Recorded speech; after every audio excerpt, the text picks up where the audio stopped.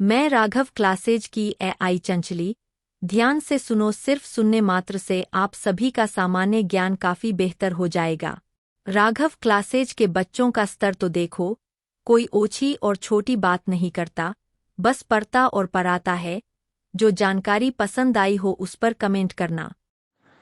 रात्रि के 9 बजे में मैं कुणाल कुमार पूसा समस्तीपुर से सामान्य ज्ञान श्रृंखला में आदरणीय गुरुदेव सहित सभी प्यारे साथियों का स्वागत करते हुए रंगोली के बारे में बताने जा रहा हूँ। रंगोली भारत की प्राचीन लोक चित्रकला है। इसे त्योहार, उत्सव, पूजा, व्रत, विवाह आदि जैसे अवसरों पर मुख्य रूप से जमीन पर बनाया जाता है। रंगोली का इतिहास सिंधु घाटी सभ्यता के समय का बताया जाता है।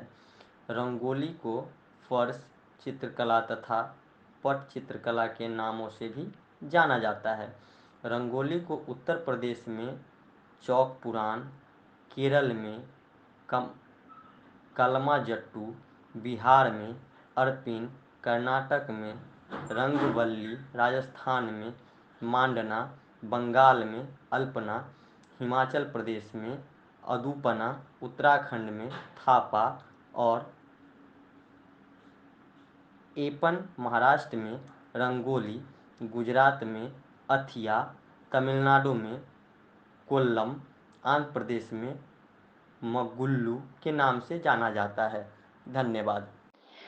सामान्य ज्ञान श्रृंखला में आप सभी को स्वागत है। मैं बबली कुमारी, जिला मुजफ्फरपुर से। आज मैं आप सभी को विषय बोलती फिल्मों का शुरुआत सन 1931 में हुआ। तब पहली बोलती फिल्म आलम आरा बनी। यह फारसी व्यक्ति अर्देशीर ईरानी ने बनाई थी। यह फिल्म 14 मार्च 1931 को बम्बई के मैजेस्टिक सिनेमा हॉल में प्रदर्शित हुई। फिल्म में 12 गाने थे और उसकी लंबाई 10,500 फुट थी और सेंसर नंबर 1043 था। मुख्य पात्र मास्टर विट्ठल जुवेदा तथा पृथ्वीराज कपूर एवं गायक डब्ल्यू.ए. खान थे। इस दौर में अधिकतर कलाकार अपने गाने खुद गाते थे।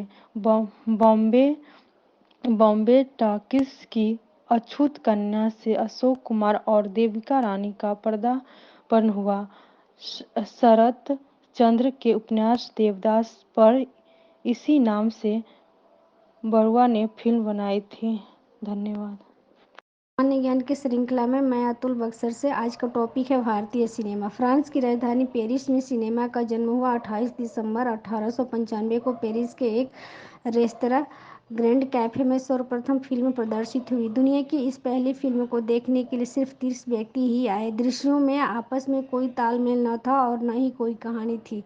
इस फिल्म को बनाने वाले दो व्यक्ति ऑगस्ट और लुई लुमियर सगे भाई थे जो फोटोग्राफी का सामान बेचते थे। 7 जुलाई 1896 को लुमियर ब्रदर्स ने मुंबई के वाटसन होटल में 6 फिल्मों का package entry of cinematograph, a demolition, arrival of the train, the sea bath, leaving the factory and lady soldiers on wheels, magic lamp film दिखाई, जो भारत में पर्दे पर दिखाई गई पहली फिल्म थी। टिकट की कीमत थी 1 रुपया। सन 1898 में कलकत्ता के हीरालाल सेन ने प्रथम चलचित्र कैमरा खरीदा जिसका उपयोग राजा महाराजा और सामंत के महलों के चित्रांकन कर जनता को दिखाए। धन्यवाद। मैं सुधाकर सिंह, हाजीपुर बिहार से। आज सामान्य ज्ञान के इस श्रृंखला में मेरा आज का टॉपिक है आधुनिक काल। इस काल में हिंदी साहित्य में गद्य का विकास हुआ। सुव्यवस्थित भाषा की दृष्टि से संवत 1760 के उपरांत प्रारंभिक उल्लेखनीय कृति मानी गई। नासिक के तोपाख्यान, खड़ी बोली के सहज स्वीकार के कारण हिंदी गद्य को एक नवीन दिशा प्राप्त हुई। अनुमान है कि इसके पार्श्व में खुसरो, कबीर और गंगा की प्रारंभिक परंपरा एक आधार रही होगी। इस काल विशेष में रीति काल का समापन तो हो ही रहा था। भारत में शासन पर आधिपत्य जमा लेने वाली अंग्रेजी हुकूमत के समक्ष दो तरह की भाषाएं प्रस्तुत थी। पहली सामान्य खड़ी बोली और दूसरी मुस्लिमों द्वारा भाषा को प्रदत्त एक दरबारी रूप वाली उर्दू। रानी केतकी की कहानी के इस रचना काल संवत 1965 के आसपास में इंसा अल्लाह खां ही नहीं, लल्लू लाल, मुंशी सदासुखलाल सदल मिश्र भी प्रमुख रचनाकारों में से थे। और तो और ईसाई धर्म के प्रचारक तक ने हिंदी को ही माध्यम बनाया। ब्रह्म समाज के संस्थापक राजा राम मोहन राय भी इस काल में सक्रिय थे। उद्वंत मार्तंड का प्रकाशन तो इससे भी पहले प्रारंभ हो चुका था। इसके उपरांत राजा लक्ष्मण सिंह व राजा शिव प्रसाद सिंह के काल में गद्य ने अद्भुत विकास की ओर प्रस्थान किया।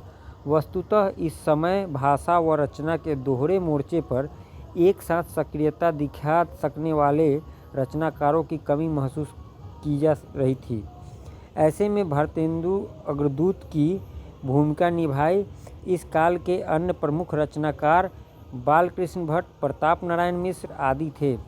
निबंधों व नाटकों की ओर रचनाकार भारतेंदु के कारण ही आकृष्ट हुए। धन्यवाद।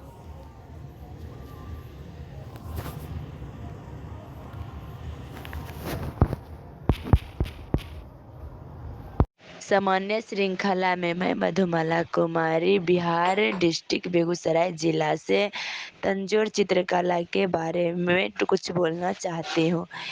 यह चित्रकला राजस्थान, गुजरात और बंगाल में प्रसिद्ध है। इसमें प्रमुख रूप से पौराणिक कथाओं एवं वीरों की कहानियों का चित्रण किया जाता है। पात्र चित्रकला उड़ीसा की इस प्रमुख चित्रकला में मुख्यतः दीवारों, कपड़ों, ताड़पत्रों पर चित्रकारी की जाती है, जिसमें भगवान जगन्नाथ और उनकी बहन सुभद्रा के चित्र प्रमुखता से बनाए जाते हैं। पिथौरा चित्रकला यह गुजरात के राठवास और भील जनजाति के लोगों के पारंपरिक चित्रकला है। यह कला रूप के वजह से अनुष्ठान से अधिक संबंधित है। धन्यवाद। मैं प्रियंका कुमारी मधुबनी बिहार से। मैं आज सुमित्रा नंदन पंत के बारे में बोलने जा रही हूँ। सुमित्रा नंदन पंत का जन्म 1900 ईस्वी में अल्मोड़ा जिला में हुआ था। माता सरस्वती देवी और पिता गंगादत्त पंत थे। सुमित्रा नंदन पंत छायावादी कवि थे, परंतु उनके विचार उदार मानवतावादी है। वे प्रारंभ से प्राकृतिक सौंदर्य से अभिभूत हुए, फिर बाद में मानव सौंदर्य से। मानव सौंदर्य ने उन्हें समाजवाद की ओर आकृष्ट किया। वे मानवतावादी कवि थे जो मानव इतिहास के नित्य विकास में विश्वास करते थे। उनका अंतिम काव्य लोकायतन है, जो उनके परिपक्व चिंतन को समेट देता है। सुमित्रा नंदन पंत के प्रमुख कृतियाँ उच्छ्वास, पल्लव, वीणा, ग्रंथि, ग्राम्या, युगपथ, चितंबरा आदि है। चितंबरा रचना के लिए सुमित्रा नंदन पंत को भारतीय ज्ञानपीठ पुरस्कार से सम्मानित किया गया। धन्यवाद। सामान्य ज्ञान की श्रृंखला में शाम 9 बजे 26/4/2024। मैं भोला कुमार गन्नी चकरा मुजफ्फरपुर बिहार से। मेरा टॉपिक भारतीय सिनेमा। सिनेमा का जन्म फ्रांस की राजधानी पेरिस में 28 दिसंबर 1895 को हुआ। दुनिया की पहली फिल्म रेस्ता ग्रैंड कैफे को मात्र 30 व्यक्तियों ने देखने आए। इस फिल्म को बनाने में दो व्यक्तियों का अहम भूमिका है। एक में आगस्ट और लुई लुमियर, जो सगे भाई हैं। 7 जुलाई 1896 को लुमिया ब्रदर्स ने मुंबई के वाटसन होटल में 6 फिल्म के पैकेज लेकर आए। भारतीय सिनेमा का शुरुआत दूसरे दशक में मराठी भाषा हरिश्चंद्र शेखावत भट्ट पर देकर उर्फ दादा साहब ने फिल्म बनाने की शुरुआत, मगर कहानी पर आधारित फिल्म बनाने का श्रेय दादा साहब फाल्के को दिया जाता है। 1913 में भारतीय सिनेमा का श्री गणेश हुआ। भारत का पहला मुख्य फिल्म राजा हरिश्चंद्र था। 1918 में मैजिस्टर सिनेमा बना, जिसे प्रदर्शित करने में होने वाली पहली फिल्म कृष्ण जन्म था, जो यह फिल्म दादा साहब फाल्के ने बनाया था। 18 वर्षों तक भारत में मुख्य फिल्म बनती रही। बोलती फिल्म शुभ आरंभ 1931 में हुआ था। पहली बोलती फिल्म आलम आरा थी। यह फिल्म 14 मार्च 1931 को मुंबई के मैजेस्टिक सिनेमा हॉल में प्रदर्शित हुआ। बम्बई के टॉकीज अछूत कन्या से अशोक कुमार और देविका रानी का प्रदर्शित हुआ। धन्यवाद। मैं जीतू कुमारी समान ज्ञान श्रृंखला में आप सबका हार्दिक स्वागत करती हूँ। आज मैं साहित्य सिनेमा का कुछ तथ्य बताने जा रही हूँ। सिनेमा का जन्म फ्रांस की राजधानी पेरिस में 28 दिसंबर 1895 में हुआ। पेरिस के एक रेस्टोरेंट में ग्रेट कैफे में सर्वप्रथम फिल्म प्रदर्शित हुई। दुनिया की इस पहली फिल्म को देखने के लिए सिर्फ 30 लोग ही आए। दृश्यों में न आपस में कोई तालमेल न था और न ही कोई कहानी थी।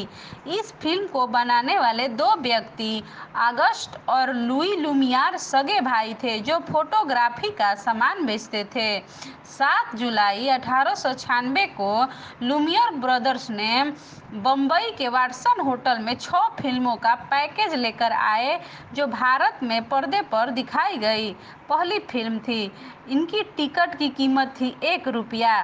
सन 1898 में कलकत्ता के ही हीरालाल सेन ने प्रथम चलचित्र कैमरा खरीदा, जिसका उपयोग राजा महाराजा और सामंत के महलों के चित्रांकन को जनता को दिखाया गया था। धन्यवाद। जय हिंद। सामान्य ज्ञान श्रृंखला में आप सभी का स्वागत है। मैं नेहा पांडे, जिला रोहतास, बिहार से। आज मैं आप सभी को भारतीय सिनेमा की शुरुआत के बारे में बताने जा रही हूँ। दूसरे दशक में मराठी भाषी हरिश्चंद्र सखाराव भाटवेडकर उर्फ दादा सावे ने फिल्म बनाने की शुरुआत की। फिल्म बनाने का श्रेय दादा साहेब फाल्के को जाता है। सन 1912 में आर जी तोरणे की प्रथम थिएट्रिकल फिल्म पुंडलिक प्रदर्शित हुई। पहले पहल बम्बई में फिल्म निर्माण शुरू हुआ। 1913 में भारत में भारतीय फिल्म का शुरुआत हुआ, जिसके जनक थे मराठी भाषी गुड़ीराज गोविंद फल्के। फिल्म थी 1918 में मैजेस्टिक सिनेमा बना, जिसमें प्रदर्शित होने वाली पहली फिल्म कृष्ण जन्म थी। यह दादा साहेब फाल्के ने बनाई थी। दादा साहेब फाल्के की दूसरी फिल्म भस्मासुर मोहिनी में दुर्गा और मोहिनी दो कलाकार थी। फिल्मों की पहली स्त्री कलाकार होने का श्रेय इन्हीं स्त्रियों को जाता है। धन्यवाद। मैं दीपक कुमार बक्सर बिहार से समान ज्ञान की श्रृंखला में आपका स्वागत है। आज का मेरा विषय रंगोली चित्रकला। अब ध्यान से सुनिए। रंगोली भारत की प्राचीन लोक चित्रकला है। इसे त्योहारों, उत्सवों, पूजा, व्रत, विवाह आदि जैसे अवसरों पर मुख्य रूप से जमीन पर बनाया जाता है।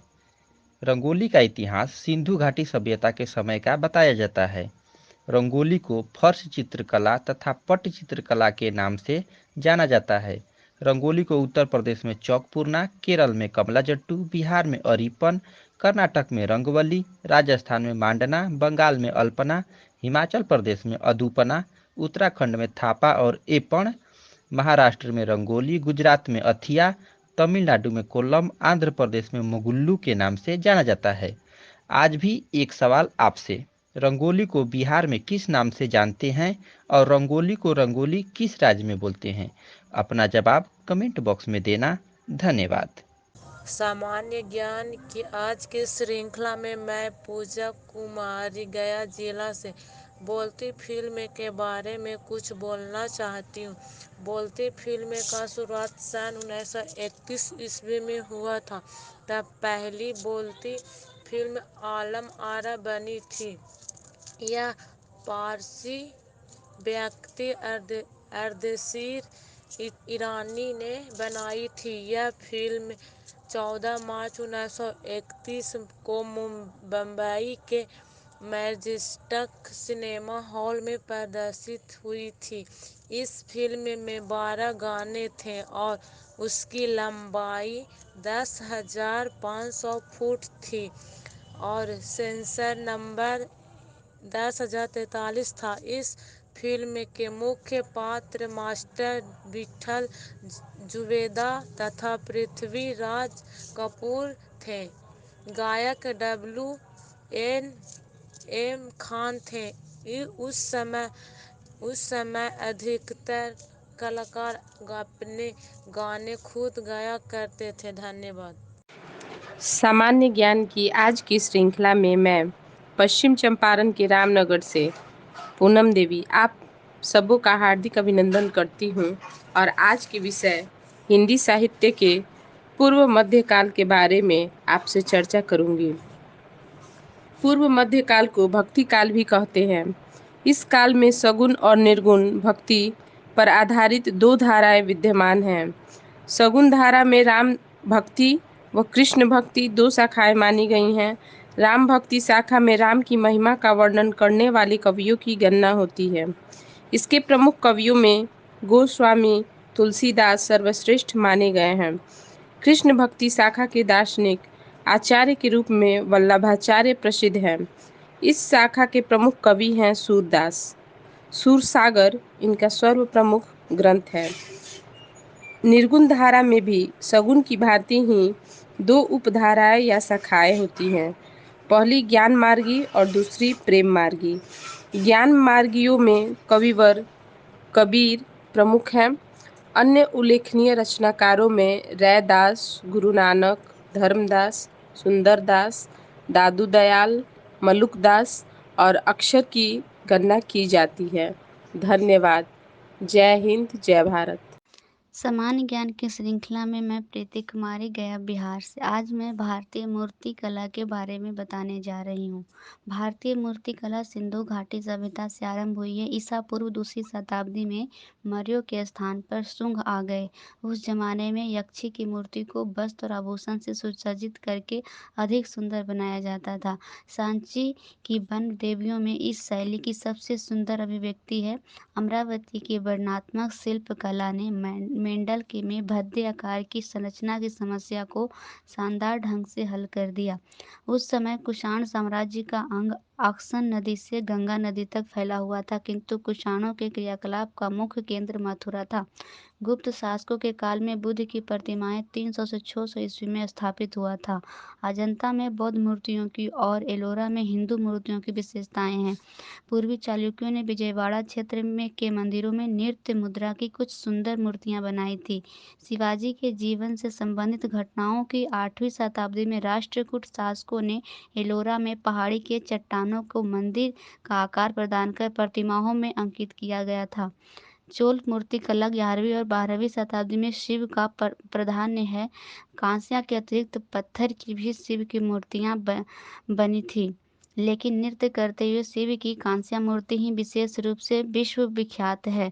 कर्नाटक क्षेत्र में जिस मूर्ति कला का विकास हुआ था उसमें नरम रिष्टक परतदार पत्थर का प्रयोग हुआ था। केरल की सबसे बड़ी उपलब्धि काष्ठ मूर्ति कला है। धन्यवाद। सामान्य ज्ञान श्रृंखला में आप सभी को स्वागत है। मैं राजा राम मधुबनी बिहार से आज मैं भारतीय सिनेमा के बारे में कुछ बताने जा रहा हूँ। भारतीय सिनेमा की शुरुआत दूसरे दशक में मराठी भाषी हरिश्चंद्र सखराव माडवेकर उर्फ दादा साहब सावी ने फिल्म बनाने की शुरुआत की, मगर कहानी पर आधारित फिल्म बनाने के श्रेय दादा साहब फाल्के को जाता है। सन 1912 में आरजी तेसने की प्रथम थिएट्रिकल फिल्म पुंडलिक पदार्थिक हुई। पहल मुंबई में फिल्म निर्माण शुरू हुआ। सन 1913 में भारत में भारतीय फिल्म की श्री गणेश हुआ, जिसके जनक थे मराठी भाषी घुडीराज गोविंद फाल्के। दादा साहब फाल्के फिल्म थे राजा हरिश्चंद्र मुख्य फिल्म। सन 1914 में ही आदेशार ईरानी के साथ मिलकर अब्दुल अली यूसुफ अली ने बम्बई में एलेक्जेंड्रो नाम से सिनेमा हॉल बनाया, जो मात्र टीन का छप्पर था। धन्यवाद। मैं पुष्पा ठाकुर जिला गया बिहार से हूँ। इस सामान्य ज्ञान श्रृंखला में आप सभी का स्वागत करती हूँ। आज मैं भक्ति काल के बारे में बताने जा रही हूँ। पूर्व मध्य काल को भक्ति काल भी कहते हैं। इस काल में सगुण और निगुण भक्ति पर आधारित दो धाराएं विद्यमान रही। सगुण धारा में राम भक्ति व कृष्ण भक्ति दो शाखाएं मानी गई है। राम भक्ति शाखा में राम की महिमा का वर्णन करने वाले कवियों की गणना होती है। ये रामानंद की शिष्य परंपरा में आए। इस शाखा के प्रमुख कवियों में गोस्वामी तुलसीदास सर्वश्रेष्ठ माने गए हैं। उन्हें हिंदी के प्रायः सभी आलोचकों ने सर्वांगपूर्ण काव्य कुशलता प्रसन्न कवि के रूप में आदर दिया है। इस शाखा के अन्य प्रमुख कवि हैं जैसे स्वामी अग्रदास, नाभादास आदि। धन्यवाद। मैं शिल्पी कुमारी पटना से आज मैं सामान्य ज्ञान श्रृंखला में बताने जा रही हूँ बोलती फिल्म के बारे में। बोलती फिल्म का शुभारंभ सन 1931 में हुआ था। तब पहली बोलती फिल्म अलाम आरा बनी।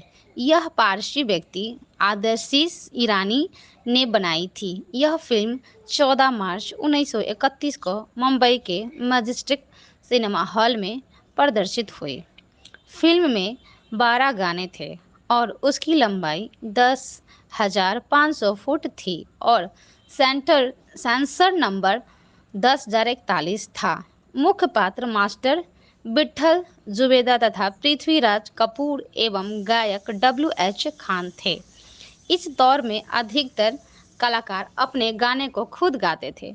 बॉम्बे टाइटिस की अछूत कन्या से अशोक कुमार और देविका रानी का प्रदर्शन हुआ। धन्यवाद।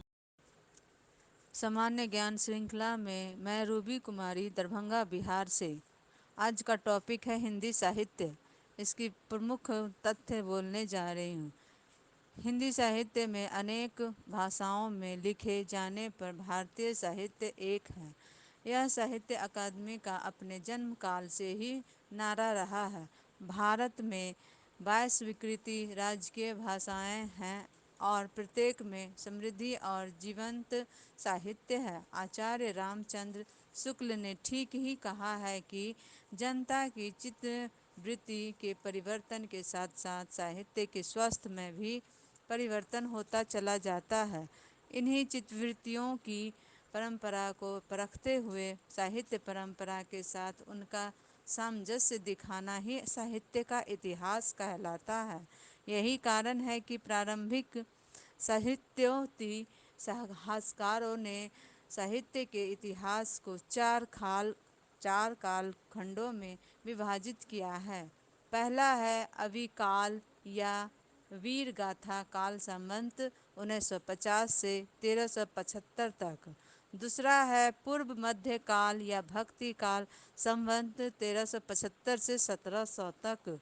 तीसरा है उत्तर मध्य काल या रीति काल संवत 1700 से 1900 तक। और चौथा है आधुनिक काल या गद्य का विकास संवत 1900 से वर्तमान तक। धन्यवाद। समान ज्ञान के इस श्रृंखला को आगे बढ़ाते हुए मैं शिवा कुमार औरंगाबाद बिहार से। मेरा आज का टॉपिक है बोलती फिल्में। बोलती फिल्मों का शुभारंभ सन 1931 में हुआ। तब पहली बोलती फिल्म आलम आरा बनी। यह पारसी व्यक्ति आरदेशीर ईरानी ने बनाई थी। यह फिल्म 14 मार्च 1931 को बम्बई के मैजेस्टिक सिनेमा हॉल में प्रदर्शित हुई। फिल्म में 12 गाने थे और उसकी लंबाई 10,500 फुट थी और सेंसर नंबर 10,043 था। मुख्य पात्र मास्टर विट्ठल जुबेदा तथा पृथ्वीराज कपूर एवं गायक W.A. खान थे। इस दौर में अधिकतर कलाकार अपने गाने खुद गाते थे। बॉम्बे टॉकीज की अछूत कन्या से अशोक कुमार और देविका रानी का पदार्पण हुआ। शरत चंद्र के उपन्यास देवदास पर इसी नाम से बरुआ ने फिल्म बनाई, जिससे कुंदन लाल सहगल का आगमन हुआ। हिंदी एवं बांग्ला में बनी देवदास फिल्म मील का पत्थर सिद्ध हुई। सोहराब मोदी निर्मित पुकार पहली ऐतिहासिक फिल्म बनी। इस फिल्म से नसीमा बानो का प्रवेश हुआ। अछूत कन्या फिल्म में अभिनय कर देविका रानी को फर्स्ट लेडी का दर्जा हासिल हुआ। धन्यवाद। मैं सुदर्शन कुमार छपरा बिहार से सामान्य ज्ञान श्रृंखला में आपका स्वागत है। आज का टॉपिक है मधुबनी का चित्रकला। मधुबनी का चित्रकला बिहार के दरभंगा, मधुबनी एवं नेपाल के कुछ क्षेत्रों की प्रमुख लोक चित्रकला है। यहाँ गांव के महिलाएं सब्जियों के रंगों से तथा त्रिआयामी मूर्तियों के रूप में मिट्टी के रंगों से गोबर से पुते कागजों पर बनाती है और काले रंग से चित्र को पूर्ण करती है। यह चित्रकला रंगोली के रूप से विकसित है। रंगोली के रूप से विकसित होकर यह आधुनिक रूप में कपड़ों, दीवारों तथा कागजों पर उतर आई है। इसे पूजा स्थल, कोहबर, विवाह या किसी खास उत्सव पर बनाने की परंपरा है। धन्यवाद।